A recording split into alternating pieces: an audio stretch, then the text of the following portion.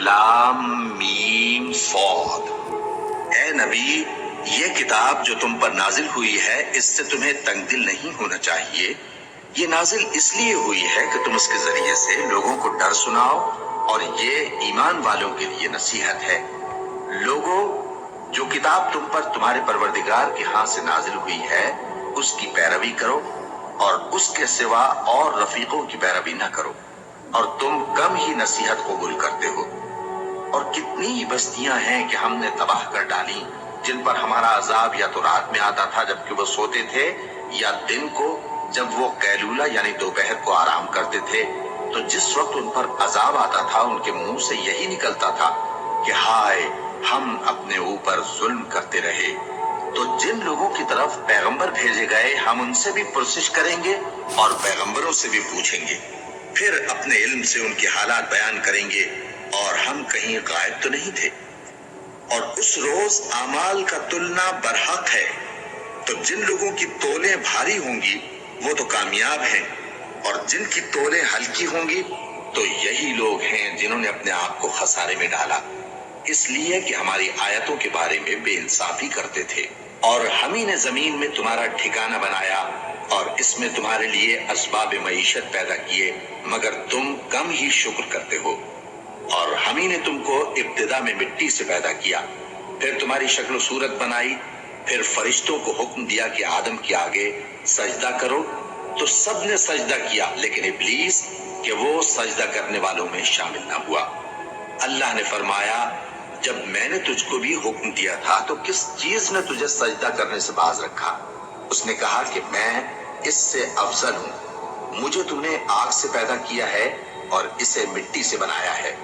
फरमाया, तू बहिश्त से उतर जा, तुझे शाया नहीं कि यहाँ तकब्बुर करे, बस निकल जा कि तू जलील लोगों में से है। उसने कहा कि मुझे उस दिन तक मोहलत अता फरमा जिस दिन लोग कब्रों से उठाए जाएंगे। फरमाया, अच्छा, तुझको मोहलत दी जाती है। बोला कि मुझे तो तूने गुमराह किया ही है, मैं भी तेरे सीधे रास्ते पर इनको गुमराह करने के लिए बैठूंगा। फिर इनके आगे से और पीछे से और दाएं से और बाएं से गरज हर तरफ से आऊंगा और तू इनमें अक्सर को शुक्रगुजार नहीं पाएगा। अल्लाह ने फरमाया, निकल जा यहाँ से पाजी मरदूद। जो लोग इनमें से तेरी पैरवी करेंगे मैं उनको और तुझको जहन्नम में डालकर तुम सबसे जहन्नम को भर दूंगा। और ए आदम, तुम और तुम्हारी बीवी बहिश्त में रहो सहो और जहां से चाहो और जो चाहो नोश जान करो, मगर इस दरख्त के पास न जाना वरना गुनहगार हो जाओगे।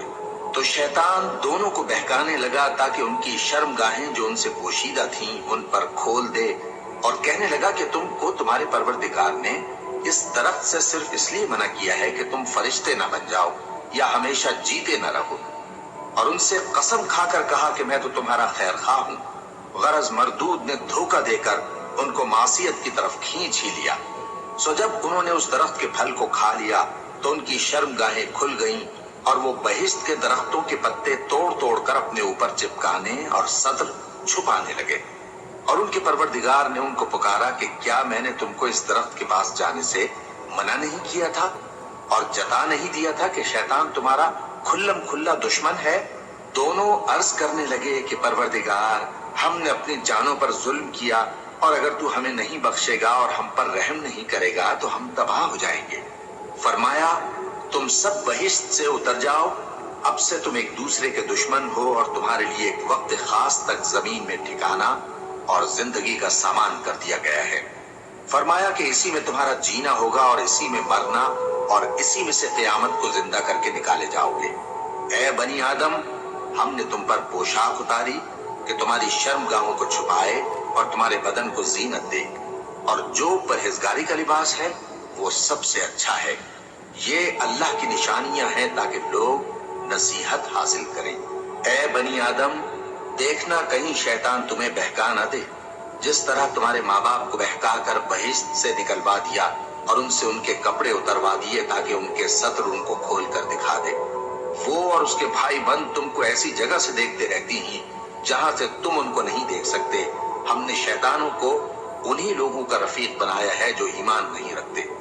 اور یہ لوگ جب کوئی بے حیائی کا کام کرتے ہیں تو کہتے ہیں کہ ہم نے اپنے بزرگوں کو اسی طرح کرتے دیکھا ہے اور اللہ نے بھی ہم کو یہی حکم دیا ہے۔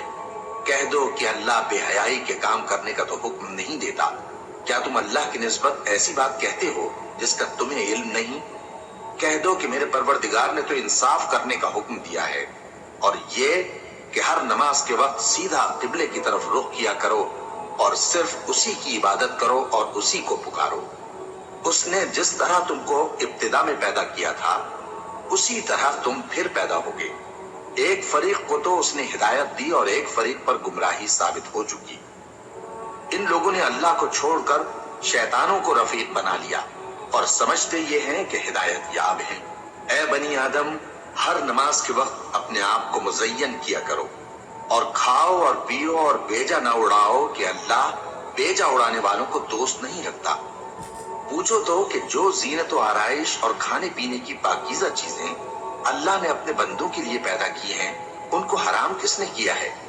کہہ دو کہ یہ چیزیں دنیا کی زندگی میں بھی ایمان والوں کے لیے ہیں اور قیامت کے دن صرف انہی کا حصہ ہوں گی۔ اسی طرح اللہ اپنی آیتیں سمجھنے والوں کے لیے کھول کھول کر بیان فرماتا ہے۔ کہہ دو کہ میرے پروردگار نے تو بے حیائی کی باتوں کو ظاہر ہو یا پوشیدہ اور گناہ کو اور ناحق زیادتی کرنے کو حرام کیا ہے، اور اس کو بھی کہ تم کسی کو اللہ کا شریک بناؤ جس کی اس نے کوئی سند نازل نہیں کی، اور اس کو بھی کہ اللہ کے بارے میں ایسی باتیں کہو جن کا تمہیں کچھ علم نہیں۔ اور ہر ایک امت کے لیے موت کا ایک وقت مقرر ہے، جب وہ آ جاتا ہے تو نہ تو ایک گھڑی دیر کر سکتے ہیں اور نہ جلدی ہی کر سکتے ہیں۔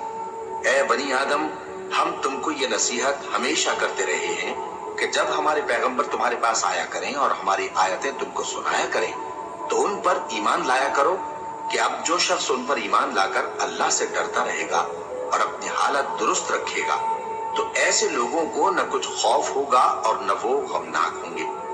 اور جنہوں نے ہماری آیتوں کو جھٹلایا اور ان سے سرتابی کی وہی دوزخی ہیں کہ ہمیشہ اس میں جلتے رہیں گے۔ بس اس سے زیادہ ظالم کون جو اللہ پر جھوٹ باندھے یا اس کی آیتوں کو جھٹلائے۔ ان کو ان کے نصیب کا لکھا ملتا ہی رہے گا، یہاں تک کہ جب ان کے پاس ہمارے بھیجے ہوئے فرشتے جان نکالنے آئیں گے تو کہیں گے کہ جن کو تم اللہ کے سوا پکارا کرتے تھے وہ اب کہاں ہیں؟ وہ کہیں گے کہ وہ ہم سے گم ہو گئے، اور اقرار کریں گے کہ بے شک وہ کافر تھے۔ تو اللہ فرمائے گا کہ جنوں اور انسانوں کی جو جماعتیں تم سے پہلے ہو گزری ہیں انہی کے ساتھ تم بھی داخل جہنم ہو جاؤ۔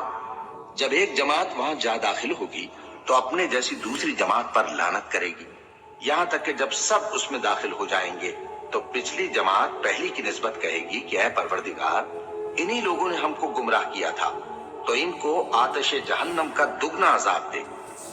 اللہ فرمائے گا کہ تم سب کو دگنا عذاب دیا جائے گا مگر تم نہیں جانتے۔ اور پہلی جماعت پچھلی سے کہے گی کہ تم کو ہم پر کچھ بھی فضیلت نہ ہوئی تو جو عمل تم کیا کرتے تھے اس کے بدلے میں عذاب کے مزے چکھو۔ جن لوگوں نے ہماری آیتوں کو جھٹلایا اور ان سے سرتابی کی ان کے لیے نہ آسمان کے دروازے کھولے جائیں گے اور نہ وہ بہشت میں داخل ہوں گے، یہاں تک کہ اونٹ سوئی کے ناکے میں سے نکل جائے۔ اور گناہگاروں کو ہم ایسی ہی سزا دیا کرتے ہیں۔ ایسے لوگوں کے لیے نیچے بچھونا بھی آتش جہنم کا ہوگا اور اوپر سے اوڑھنا بھی اسی کا، اور ظالموں کو ہم ایسی ہی سزا دیا کرتے ہیں۔ اور جو لوگ ایمان لائے اور عمل نیک کرتے رہے اور ہم کسی شخص کو اس کی طاقت سے زیادہ تو ذمہ دار بناتے ہی نہیں، ایسے ہی لوگ اہل بہشت ہیں کہ اس میں ہمیشہ رہیں گے۔ اور جو کینے ان کے سینوں میں ہوں گے ہم سب نکال ڈالیں گے۔ ان کے محلوں کے نیچے نہریں بہ رہی ہوں گی اور کہیں گے کہ اللہ کا شکر ہے جس نے ہم کو یہاں کا رستہ دکھایا، اور اگر اللہ ہم کو رستہ نہ دکھاتا تو ہم رستہ نہ پا سکتے۔ بے شک ہمارے پروردگار کے رسول حق بات لے کر آئے تھے، اور اس روز منادی کر دی جائے گی کہ تم ان اعمال کے صلے میں جو دنیا میں کرتے تھے اس بہشت کے مالک بنا دیے گئے ہو۔ اور اہل بہشت دوزخیوں سے پکار کر کہیں گے کہ جو وعدہ ہمارے پروردگار نے ہم سے کیا تھا ہم نے تو اسے سچا پا لیا۔ بھلا جو وعدہ تمہارے پروردگار نے تم سے کیا تھا تم نے بھی اسے سچا پایا؟ وہ کہیں گے ہاں۔ تو اس وقت ان میں ایک پکارنے والا پکار دے گا کہ بے انصافوں پر اللہ کی لعنت۔ जो अल्लाह की राह से रोकते और उसमें कजी ढूंढते और आखिरत से इनकार करते थे। उन दोनों यानी बहिश्त और दोजख के दरमियान आराफ नाम की एक दीवार होगी और आराफ पर कुछ आदमी होंगे जो सबको उनकी सूरतों से पहचान लेंगे और वो अहले बहिश्त को पुकार कर कहेंगे कि तुम पर सलामती हो। ये लोग अभी बहिश्त में दाखिल तो नहीं हुए होंगे मगर उम्मीद रखते होंगे और जब उनकी निगाहें पलट कर अहले दोजख की तरफ जाएंगी तो अर्ज करेंगे कि ऐ हमारे परवरदिगार, हमको जालिम लोगों के साथ शामिल न कीजियो। और अहले आराफ काफिर लोगों को जिन्हें उनकी सूरतों से शनाख्त करते होंगे पुकारेंगे और कहेंगे कि आज न तो तुम्हारी जमात ही तुम्हारे कुछ काम आई और न तुम्हारा तकब्बुर ही सूदमंद हुआ। फिर मोमिनों की तरफ इशारा करके कहेंगे, क्या ये वही लोग हैं जिनके बारे में तुम कस्में खाया करते थे कि अल्लाह अपनी रहमत से इनकी दस्तगीरी न करेगा? तो मोमिनो, तुम बहिश्त में दाखिल हो जाओ, तुम्हें कुछ खौफ नहीं और न तुमको कुछ रंजो गम होगा। और दोज़खी बहिश्तियों से गिड़गिड़ा कर कहेंगे कि किसी कदर हम पर पानी बहाओ या जो रिज़्क़ अल्लाह ने तुम्हें इनायत फरमाया है उसमें से कुछ हमें भी दो। वो जवाब देंगे कि अल्लाह ने ये दोनों नेमतें काफिरों पर हराम कर दी हैं, जिन्होंने अपने दीन को तमाशा और खेल बना रखा था और दुनिया की जिंदगी ने उनको धोखे में डाल रखा था। तो जिस तरह ये लोग अपने इस दिन के आने को भूले हुए और हमारी आयतों से मुनकिर हो रहे थे, उसी तरह आज हम भी इन्हें भुला देंगे।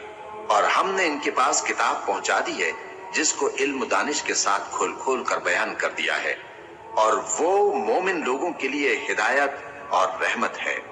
क्या ये लोग इसके मजमून जाहिर होने के मुंतजिर हैं? जिस दिन इसका मजमून जाहिर हो जाएगा तो जो लोग इसको पहले से भूले हुए होंगे वो बोल उठेंगे कि बेशक हमारे परवरदिगार के रसूल हक लेकर आए थे। भला आज हमारे कोई सिफारिशी हैं कि हमारी सिफारिश करें या हम दुनिया में फिर लौटा दिए जाएं कि जो अमल बद हम पहले करते थे वो न करें बल्कि उनके सिवा दूसरे अमल करें। बेशक इन लोगों ने अपना नुकसान किया और जो कुछ ये इफ्तिरा किया करते थे इनसे सब जाता रहा।